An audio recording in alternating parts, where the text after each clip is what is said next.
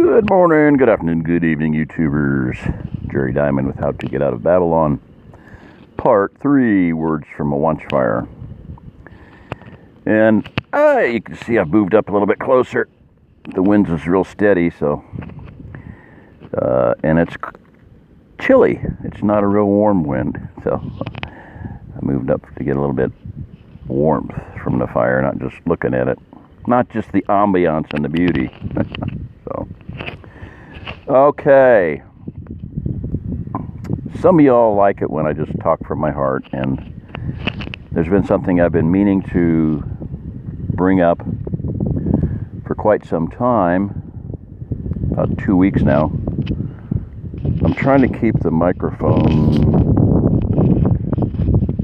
behind my jacket so that it might cut down on the wind a bit. I think that's better. So,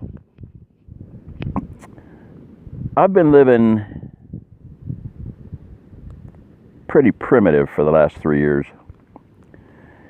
And some people don't like that I talk so slow. Find a channel that talks fast. You know? Yeah, I'm just, thinking through life and sharing my life with you and my heart and my thoughts. And I think very, very far in the future.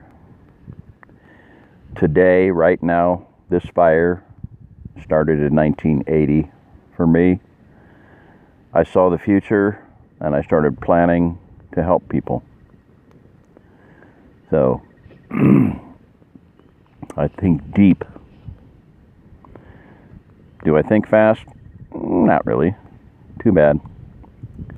Look at that little round thing there, configuration. That's pretty cool. Right there. And I bunny trail. So what? Such is life. Like Fletch, Ozark Tactical Homestead, where we talk about the Ozarks and we talk about tactical stuff and we talk about homesteading. He said, if you don't like my video, if you don't like the length of it, I don't really care. So, I apologize to those people who demand that I talk fast and think fast, but did I say I apologize? I'd like to take this chance to apologize to absolutely nobody. All right. So, I've been living very primitive. This last winter was very rough. That's why I didn't do a lot of videos. I'm 64 years old, recovering heart attack. Not doing well with that. Not taking care of myself like I should. It's a bit past midnight, shall we say. But what can I say? I'm a watchman and I got a fire going and I like fires, and I'm a pyromaniac at heart. It shows in all of my grandkids, at least all of the Haran clan. They'll get a fire going and start waving sticks around like sparklers. And like, watch out what you're doing with that. You just about smacked your sister in the head. Oh, yeah. They come by it very honestly. So, I know that some of my subscribers have been in parts of the country where they've had a honestly, really brutal winter. But some of y'all are in pretty decent houses or a regular house. And it's been comfortable to a certain degree. And some of you haven't been. Some people have been in far worse conditions than I have been. Family of 5 young boys came to visit Jersey and I on the farm, and they were living in a leaking Coleman tent. Remember that when Coleman says the name means quality, they just don't say whether it's good or bad. And my take on it is they became famous with their lanterns, and they're top notch, absolutely, and stoves, and beyond that, sleeping bags, tents, and whatnot. There's not much in the way of quality or longevity or anything. So anyway, bunny trail there. So one of my subscribers just helped me, Cattywampus McDougal. Shout out to him. God bless you, sir. Yahweh bless that young man. You know, he's been in some really brutal conditions. Leaking trailer, 30 below zero wind chill, and some pretty bad stuff. So yeah, I've had it pretty easy. But, you know, we ran out of firewood about 3 times, and it was a challenge to, you know, just keep going. Not keep going, but, you know, to get by and just get all the work done. I mean, there's just all kinds of things, you know, gathering wood out of the pasture, cutting it into blocks, putting it in the truck, taking it in by the splitter, splitting it, feeding 2 and 3 fires, 2 at the house and 1 at my trailer. So it's been a real challenge this winter. So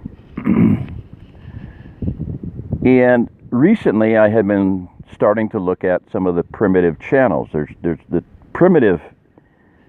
You'll see primitive technology, primitive living, primitive this and whatnot. And the idea is build things from scratch, build things from natural materials, clay. You know, if you're going to start a fire, you do it naturally, flint and steel, etc., etc. So I've been looking at some of those. And then Sister Elisheba, who her and her husband Tom wrote like a 300-page book on lunar Sabbath, and that's the lunar calendar. And that's the system that I've been going by. We do conference calls, national conference calls on Sabbaths and new moons and feast days. And she texted me at like 3 in the morning one day, and she goes, "Hey, there's something I wanted to run by you when we're both awake." I read it about 8:45 in the morning, and I said, "Well, I'm not awake now," meaning I'm not up, and I'm not going to talk to nobody right now. And so I said about noon, and noon came around, my son came by, there were things to do, and goats to deal with, and this and that and the other thing. And so it was like 4:30 when I first finally got to talk to her. And what she wanted to run by me was this. There's a lot of people with farms, and there's a lot of people with properties, pretty much just bare land, unimproved land. They might have a cabin on it, and they're basically hacking out a existence, you know, in the woods. And that's what she's doing. And it's hard.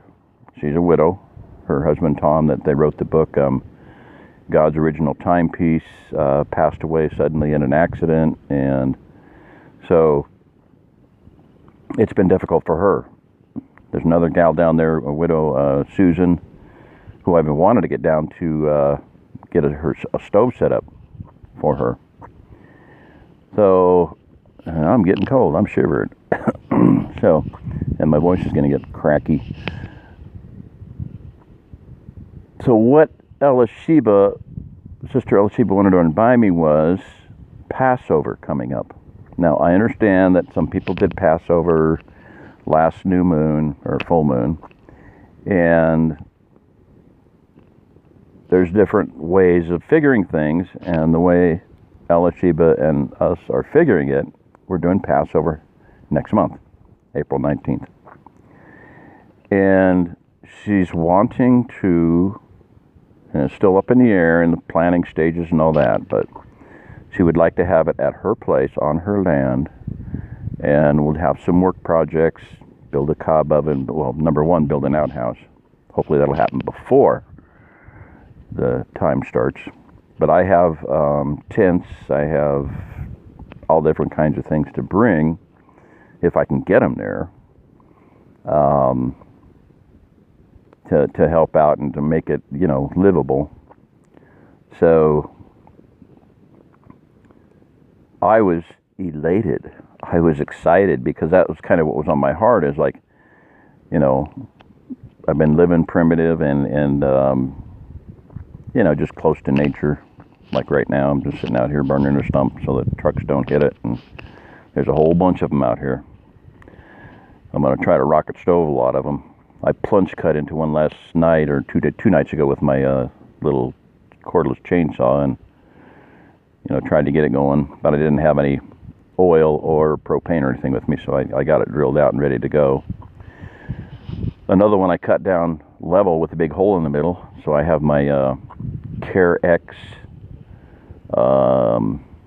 whoopee cushion hemorrhoid donut, and I'll tell you what, makes a great toilet seat. So that stump is now a toilet. It's out in the woods, ain't nobody out here. It's me and the goats. As long as I don't have any goat cubes with me, I'll be safe. Anyway, so I was extremely excited about the idea, because here's the thing is, she's living primitive, I'm living primitive. I'm not seeing any change unless some people come in here, out here with a lot of money. And I do expect that to happen at some point. When Exodus happens, the second Exodus, the greater Exodus, whatever you want to call it, when that happens, people are going to finally put their resources to use for the kingdom. Until that time comes, until that happens, we are going to forge ahead and do what we can to be ready to help as many people as possible. Recently, a lady wrote me and said, I moved here I felt strongly led to come to the Ozark Plateau. She came to Arkansas. She's from Tonasket, Washington. Her favorite seed company, she was elated to find out, was only like 2 hours away, Baker Creek Seed. And the first person she met was the clerk or cashier at Baker Creek Seed. This lady happened to also be from Tonasket, Washington. Just a coincidence? Not. And then the next person she had known, or the next person she met, is in Missouri, Ozark Plateau, and was also from Tonasket, Washington. Wow. Just absolutely amazing. So the synchronicities like that are just mind-boggling. So my take on all this is that we need to be able to know how to survive, stay warm, be healthy, govern ourselves. Against such there is no law, Galatians. Fruit of the Spirit, or love, joy, peace, long-suffering, patience, And we need to be able to, we're going to have to, deal with conditions that are not ideal. Might even be primitive. So I'm excited about it. So that's coming up April 19th. And don't know how many people will be there. Don't know how many people are going to be interested in that. There is 1 mile away, her friend, also a widow, who has a regular house with electricity and whatnot. And that's probably where most of the people will stay and camp out or whatever. Bring an RV, bring a trailer, whatever. Tents and whatnot. So it won't be quite so primitive there. And she has a large enough house that the meetings will probably be there in the house. But I'm excited about just doing the roughing it and camp out and get some things done for Elisheba, get some, things cleaned up, build some things and whatnot. So, and I am shivering. About time to get closer to the fire. Now see, that's a glowing bed of coals. So when I'm done, I'll put the tire wheel, the tractor wheel around that, and it'll just about fit. It'll burn down, and then it'll be safe. And if with the wind blowing, I've got it cleared, and it's not going to do anything. So I want to put that out to everyone, and if you, I know at least there's 2 subscribers who have never observed or celebrated a feast day, and it'll be their first one. And so one guy found out I was on one of the calls, and he goes, I said, I have YouTube channel, How to Get Out of Babylon. Oh, you're Jerry Diamond. You're How to Get Out of Babylon. Oh, he was so excited, and he's been doing Aircrete, working with Aircrete. So we're hoping to do some Aircrete stuff. So very, very excited. I can't say how thrilled I am about the idea. So, and it's, I've always enjoyed camping. I've always enjoyed the outdoors. I've always enjoyed the wilderness. When I got married and started, working more and, having to support a family and having children, and I wasn't able to go hunting, about every year I would read The Lord of the Rings. This was, I don't know how many years in a row, just for the outdoors, wilderness, survival, life and death thrill of those books, just to keep me from going crazy in the fall when the leaves fell off the trees and it was hunting season, So basically that was my survival technique. So for me, mentally and emotionally. So anyway, and it's going to take some the Father to put everything together and me to be able to get there. And so if anybody's interested in either being a part of that, email me, dmnds2001@yahoo.com. That's Delta Mike November Delta Sierra 2001@yahoo.com, and we can talk about it. Private place and not a public setting, and so it needs to be by invitation only and whatnot. So you need to know how to get there, and you need to know, be approved and whatnot, up to some sort, vetted. So, and funding, that's all up in the air. So it's going to just have to all come together. I have a lot of things I can bring there. One guy is coming from somewhere, Alabama, and he says, "Well, I could come. I want to meet you. I'll come by." And I said, "Well, if you could bring a big trailer, that'd be nice. We could bring a bunch of stuff. I've got tents and a whole lot of gear and stuff." So, and I've been doing a lot with sanitation. That's going to be one of the big things. That's going to be one of my messages here. Not going to do it right now because I'm going to start shivering too much. And I don't know what the temperature is, but I need to, not get too chilled. So, that wind is really getting chilly.